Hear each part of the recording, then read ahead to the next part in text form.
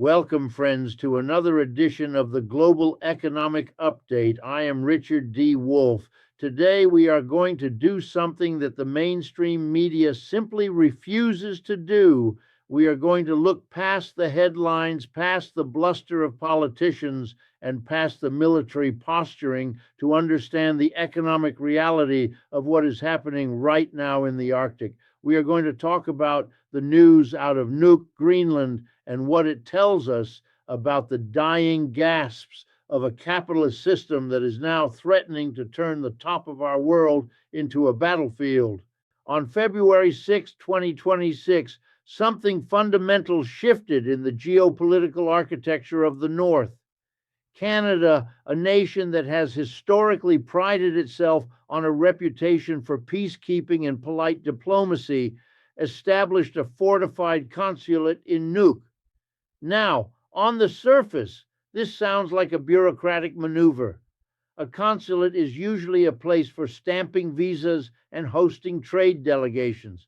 But let us be very clear, this is not about visas. This is what the military strategists are calling a defiant power play. It is a direct response to a global capitalist system that is running out of room to expand and is now turning its voracious appetite toward the melting ice.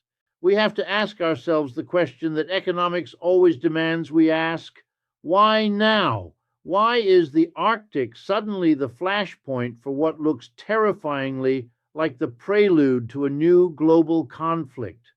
To understand this, we have to look at the United States, and specifically at the renewed threats coming from the Trump administration. The president has returned to a theme we heard years ago, suggesting that the United States might simply acquire Greenland.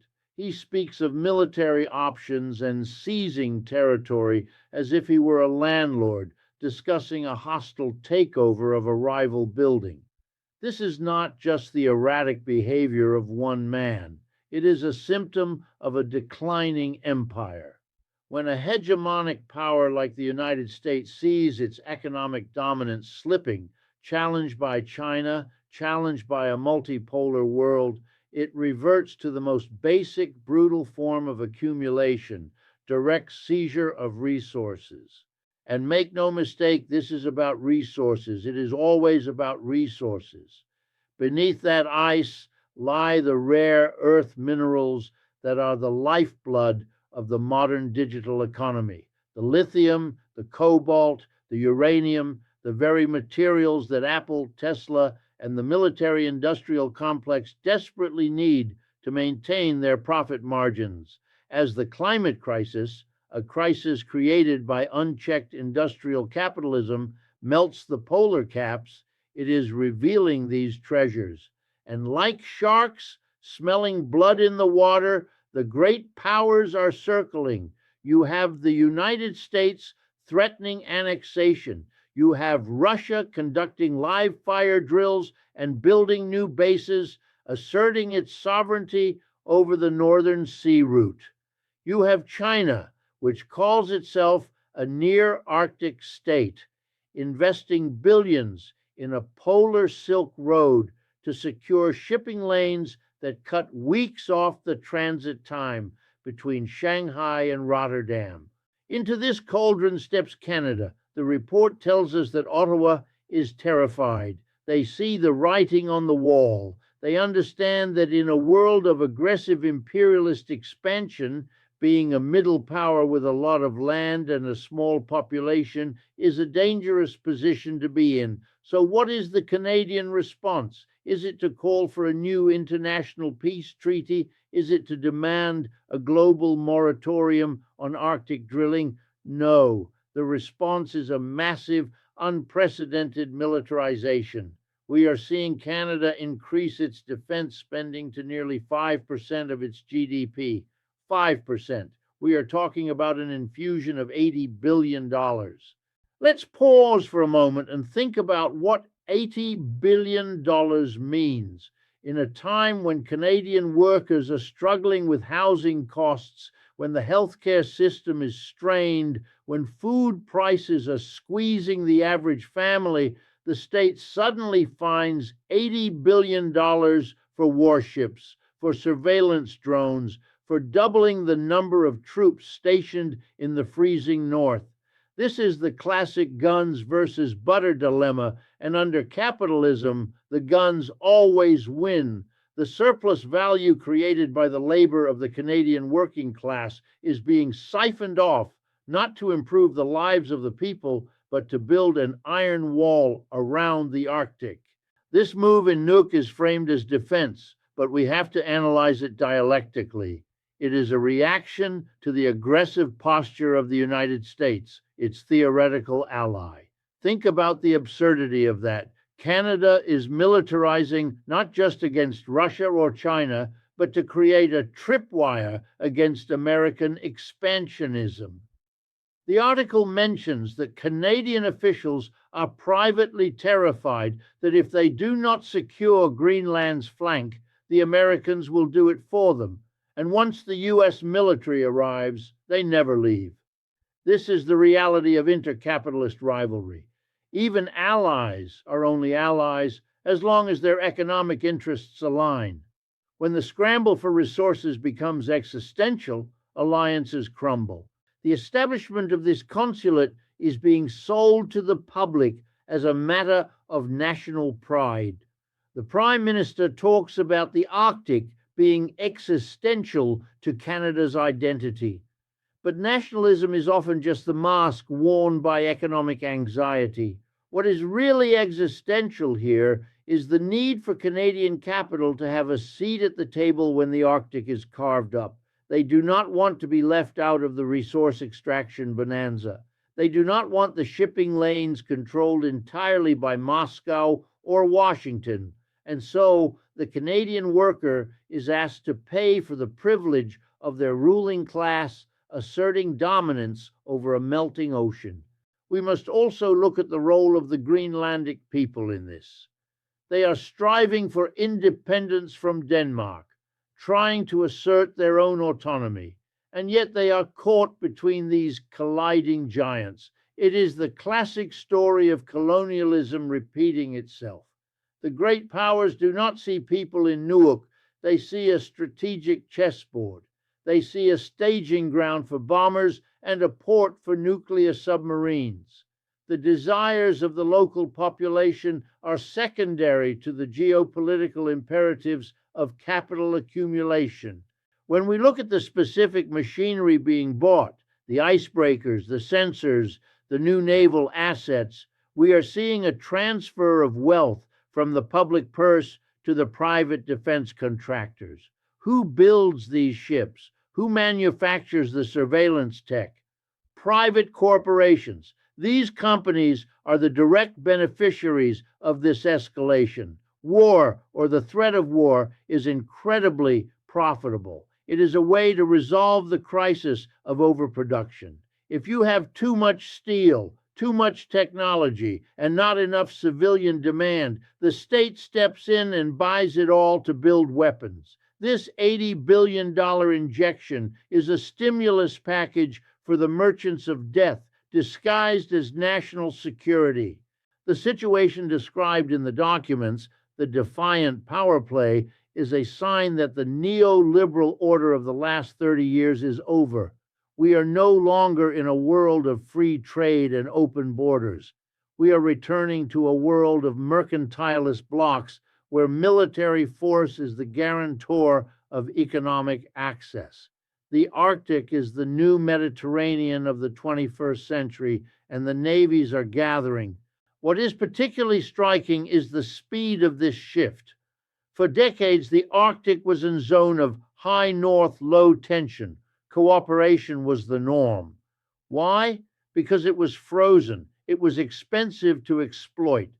But as the ecological contradictions of capitalism heat the planet, the ice recedes and the cost of extraction drops. The barrier to entry is lowered and suddenly the tension skyrockets. The environmental destruction caused by the system opens up new frontiers for the system to exploit. It is a gruesome feedback loop. We are melting the planet to get at the oil and minerals that will help us melt the planet even faster, and we are willing to go to war to ensure we get our share.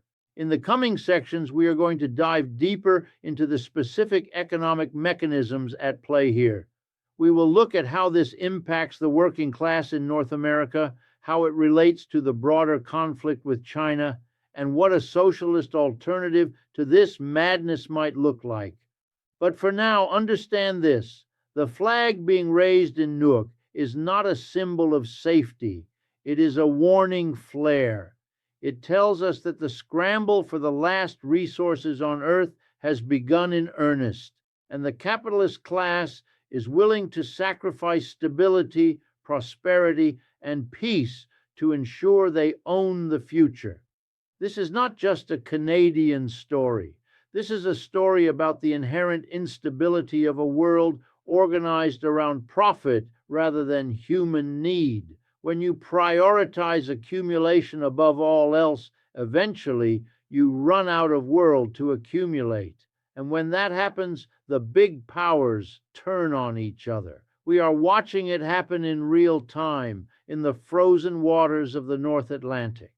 We have established the geopolitical theater, but now we must peel back the layers to understand the economic engine driving this madness. You have to understand that what happened in Nuuk on February 6, 2026 is not an isolated diplomatic incident. It is the culmination of a crisis that has been building within the capitalist system for decades. We are witnessing the collision of two existential threats: the ecological collapse of our planet and the desperate, violent need for capital to find new markets and new resources. When the ice melts in the Arctic, the average human being sees a tragedy. We see rising sea levels. We see disrupted weather patterns. We see the loss of a beautiful, pristine environment. But the capitalist class, they do not see tragedy. They see opportunity. They see the ledger sheets turning from red to black. This is the grotesque irony that we must confront. The very mechanism that is destroying the biosphere, industrial capitalism, is now looking at the destruction it caused and saying, "Excellent, now we can drill deeper." The establishment of the Canadian consulate is a signal that the race for the Arctic has moved from a theoretical phase to an operational phase. And what is the prize? It is estimated that nearly 1/3 of the world's undiscovered gas and 13% of its undiscovered oil lies north of the Arctic Circle. But it is not just fossil fuels, it is the rare earth minerals, the neodymium, the dysprosium, the lanthanum. These are the building blocks of the 21st century economy. You cannot have an iPhone. You cannot have a Tesla. You cannot have a guided missile system without these materials. For years, China has dominated the supply chain for these minerals. The United States and its allies are terrified of this dependency. So, when the geologists tell the politicians that Greenland is essentially a floating treasure chest of these strategic metals, the logic of imperialism takes over. The sovereign rights of the Greenlandic people become an inconvenience. The environmental fragility of the Arctic ecosystem becomes an externality to be managed, not a barrier to be respected. We must look at the specific actors here to see how this plays out. Take the United States under the renewed pressure of the Trump administration. The rhetoric of buying Greenland or seizing it is crude. Yes, it lacks the polish of traditional diplomacy. But do not make the mistake of thinking it is a joke. It is the raw, unfiltered voice of a declining empire that knows it is losing its grip. The Monroe Doctrine, which the U.S. used for 2 centuries to claim Latin America as its backyard, has now been projected north. The United States looks at the map and sees Russia building air bases in the Arctic. It sees China declaring itself a near Arctic state and sending icebreakers like the Zhuelong 2 to map the ocean floor. The American ruling class says, we cannot allow this. They are willing to weaponize the geography of Greenland to block their competitors. And if that means bullying Denmark, if that means ignoring the Inuit, if that means threatening Canada to get in line, they will do it. This is not about defense. It is about market share. It is about controlling the flow of commodities. And then there is Russia. We are told by our media to view Russia simply as the villain, the aggressor. But a Marxist analysis requires us to look at the material conditions. The Russian economy is fundamentally an extraction economy. It relies on oil and gas exports to survive. As the world attempts to transition, however haltingly, away from fossil fuels, and as sanctions squeeze their economy, the Russian state is cornered. The Arctic is their economic lifeline. They have the longest Arctic coastline. They have the largest fleet of nuclear-powered icebreakers. For Moscow, the Northern Sea route is not just a shipping lane, it is their ticket to relevance in the 21st century. If they can control the route that connects Europe to Asia, a route that cuts 40% off the travel time compared to the Suez Canal, they gain immense leverage over global trade. So they militarize, they put hypersonic missiles in the snow, they rebuild the old Soviet bases. They are protecting their only real avenue for future accumulation. Into this clash of Titans steps Canada, the so-called peacekeeper. The move in Nuuk is a desperate attempt by the Canadian bourgeoisie to ensure they are not eaten alive by their larger neighbors. Canada is a resource economy too, much like Russia, but it is politically tied to the United States. The $80 billion defense spending spree is the price of admission to the Imperial Club. The Canadian government is effectively telling the U.S., look, we are doing our part. We are securing the perimeter. You don't need to invade Greenland because we are already there. It is a subservient imperialism, a sub-imperialism, where Canada acts as the deputy sheriff to the American sheriff. But the cost is borne by the Canadian people. Every dollar spent on those Arctic patrol ships is a dollar not spent on housing in Toronto, not spent on solving the opioid crisis in Vancouver, not spent on the crumbling healthcare system. The working class is being taxed to fund a geopolitical chess game that they will never benefit from. We also have to talk about the Polar Silk Road. This is China's strategy. China understands that it cannot militarily dominate the Arctic right now. It does not have the geography. So it uses its surplus capital. It invests. It offers to build airports in Greenland. It offers to build mining infrastructure. It uses economic statecraft to buy influence. This terrifies the West because it exposes the weakness of Western capitalism. The West offers austerity and military threats. China offers infrastructure investment. For a small nation like Greenland looking for independence from Denmark, the Chinese offer is tempting. This is why the US and Canada are reacting so aggressively. They are afraid that the invisible hand of the market is actually guiding Greenland toward Beijing. So they intervene. They use the state, the military, the consulate, the intelligence agencies to block the market outcome they don't like. It is the ultimate hypocrisy of free market capitalism. They love the free market until they start losing, and then they bring out the guns. But let us look deeper at the most tragic aspect of this, the ecological feedback loop. The Arctic is warming 4 times faster than the rest of the planet.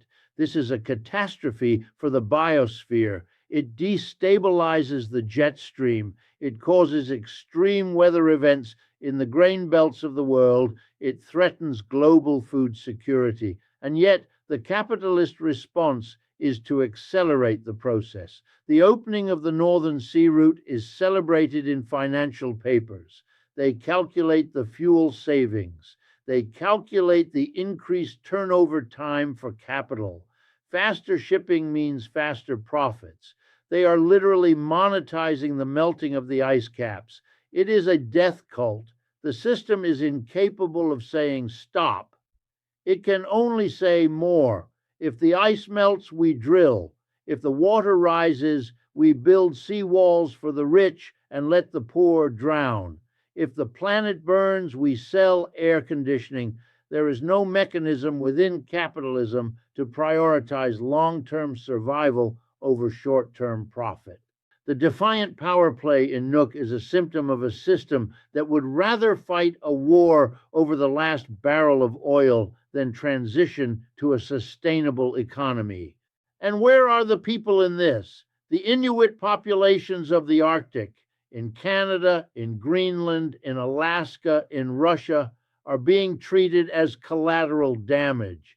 These are communities that have lived in harmony with this harsh environment for thousands of years.